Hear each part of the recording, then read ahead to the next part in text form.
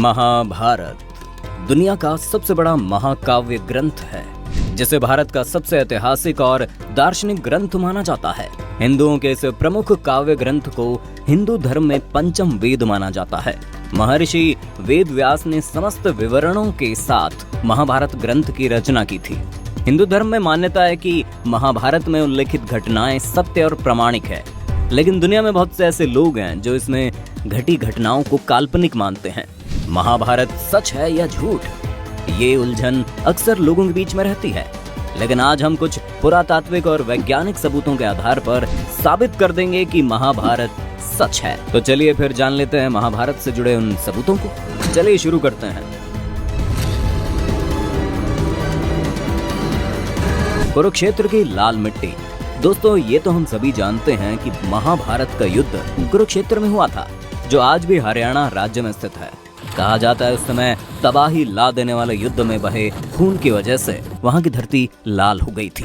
पुरातात्विक विशेषज्ञ ने भी माना है कि महाभारत की घटना सच में घटी थी, लेकिन उस जगह पर लोहे से बने तीरों और भालों को जमीन में गड़ा पाया गया है, जिनकी जांच पड़ताल करने पर उन्हें 2800 ईसा पूर्व का बताया गया है, जो कि लगभग महाभारत के समय काल के ही बने हुए हैं। अर्जुन का चक्रव्यूह।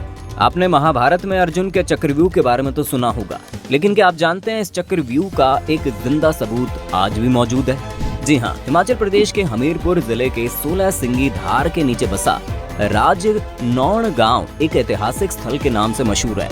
यहाँ पर पांडव अज्ञातवास के दौरान रुके थे। इसी समय अर्जुन ने यहाँ पर चक्रव्यूह का ज्ञान प्राप्त करके उसे पत्थर पर उकेरा था, जो आज भी वहाँ मौजूद है। इस चक्रव्यूह को ध्यान से देखा जाए तो उसमें अंदर जाने का रास्ता तो साफ दिखाई देता है, लेकिन बाहर जाने का रास्ता पता नहीं चलता। इस जगह को पिपलो किले के नाम से जाना जाता है, जो आज भी मौजूद है। ब्रह्मास्त्र और आज के न्यूक्लियर वेपन। महाभारत में आपने ब्रह्मास्त्र के नाम के भयानक अस्त्र के बारे में सुना ही होगा। यह अस्त्र धर्म और सत्य को बनाए रखने के लिए ब्रह्मा द्वारा बनाया गया एक बहुत ही विनाशकारी परमाणु हथियार था, जिसे केवल दूसरा ब्रह्मास्त्र ही रोक सकता था। अश्वत्थामा अपना ब्रह्मास्त्र चला चुका था ऋषिवर, और उसे काटने के लिए अर्जुन अपना ब्रह्मास्त्र चलाने पर विवश था। जो इसे छोड़ता है वही इसको वापस लेने की क्षमता भी रखता है। रामायण में भी लक्ष्मण ने जब मेघनाद पर ब्रह्मास्त्र से प्रहार करना चाहा, तो भगवान श्री राम ने लक्ष्मण को ये कहकर रोक दिया कि अभी इसका उपयोग करना सही नहीं है, क्योंकि इससे सारी लंका तबाह हो जाएगी और बेकसूरों की जान चली जाएगी। इस प्रकार ये अस्त्र रामायण और महाभारत के काल में किसी गिने चुने योद्धाओं के पास ही होता था। रामायण में ये अस्त्र लक्ष्मण के पास था और महाभारत में ये द्रोणाचार्य, अश्वत्थामा, कृष्ण, युधिष्ठिर, कर्ण और अर्जुन के पास था। यह अस्त्र पूरी दुनिया को तबाह करने की ताकत रखता है। माना जाता है ये अचूक और ब्रह्मांकर होता था। अब आप सोच रहे होंगे मैं ये क्यों बता रहा हूँ। असल में इसकी प्रामाणिकता तब सामने आई जब अमेरिका ने जे रॉबर्ट ओपेनहाइमर को परमाणु बम बनाने को दिया। उस दौरान रॉबर्ट ने महाभारत काल के ब्रह्मास्त्र की संहारक क्षमता पर शोध किया। 1939 से 1945 के बीच अमेरिका के वैज्ञानिकों की एक टीम ने इस पर काम करना शुरू किया और 16 जुलाई 1945 को इसका पहला परीक्षण किया गया। और धमाके का परिणाम कुछ वैसा ही था जैसा पौराणिक ग्रंथों में ब्रह्मास्त्र के बारे में बताया गया था।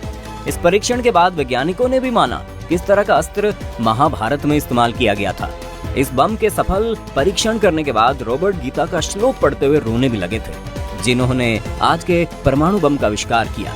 और वैज्ञानिक खुद इस बात को मानते हैं कि महाभारत हुआ और हमारे देश के कुछ धर्म विरोधी लोग हमारे इस महान इतिहास और धर्म युद्ध को एक कहानी मात्र मानते हैं।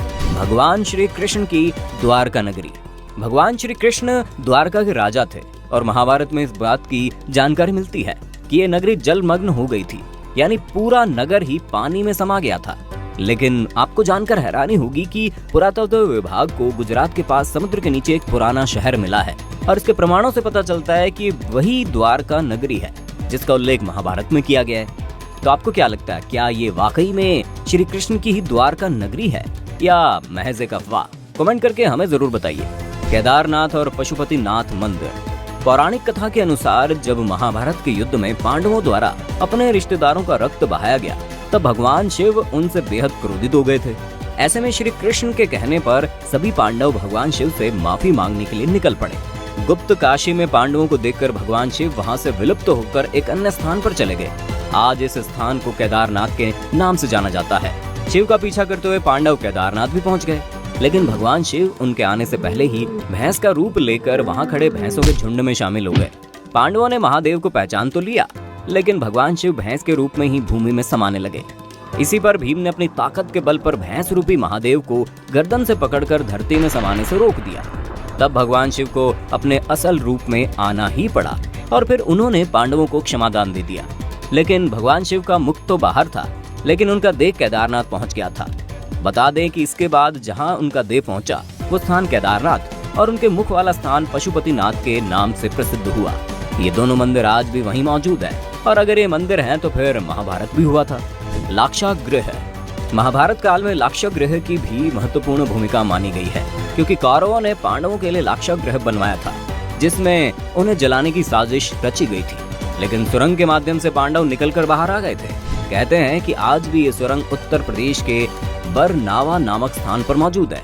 महारथी कर्ण का अंग राज्य। कुंती के सबसे बड़े बेटे दानवीर कर्ण अंग देश के राजा थे, जो उनको दुर्योधन द्वारा उपहार स्वरूप भेंट किया गया था। उस समय का अंग देश आज उत्तर प्रदेश के गोंडा जिले के नाम से जाना जाता है।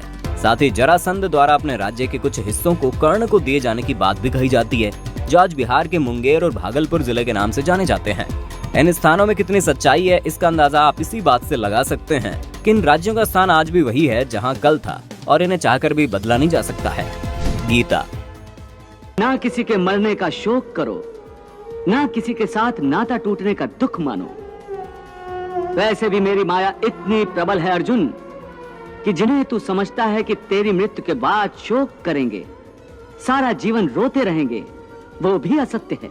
मित्र 4 दिन रोता है, भाई 10 दिन रोता है, पत्नी उससे अधिक रोती है, माता सबसे अधिक समय तक रोती है, परंतु सबके आंसू धीरे धीरे सूख जाते हैं और उन आंखों में फिर से नए नए सपनों की रोशनी चमकने लगती है। हिंदू धर्म में प्रमुख ग्रंथ के तौर पर भगवत गीता को देखा जाता है।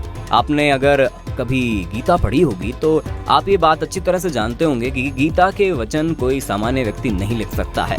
ये बात तो सभी जानते हैं कि गीता के वचनों को श्री कृष्ण ने महाभारत में अर्जुन को सुनाया था, और अर्जुन थे तो फिर भी पांडव, और पांडव थे तो फिर महाभारत भी हुआ था। दोस्तों, वैज्ञानिक खुद इस बात को मानते हैं कि महाभारत हुआ, और हमारे देश के कुछ धर्म विरोधी लोग हमारे इस महान इतिहास और धर्म ग्रंथ को एक कहानी मात्र मानते हैं। ये सबूत उन तमाम लोगों के लिए हैं जो इसे महज एक कहानी मानते हैं। आपको क्या लगता है, ये कहानी है या हकीकत? हमें कमेंट में बताइए। अगर आज की ये वीडियो आपको पसंद आई हो तो इसे लाइक करने के साथ साथ अपने दोस्तों और रिश्तेदारों के साथ शेयर जरूर कर दें। अगर आप ये वीडियो YouTube पर देख रहे हैं तो चैनल को सब्सक्राइब करके बेल आइकन दबा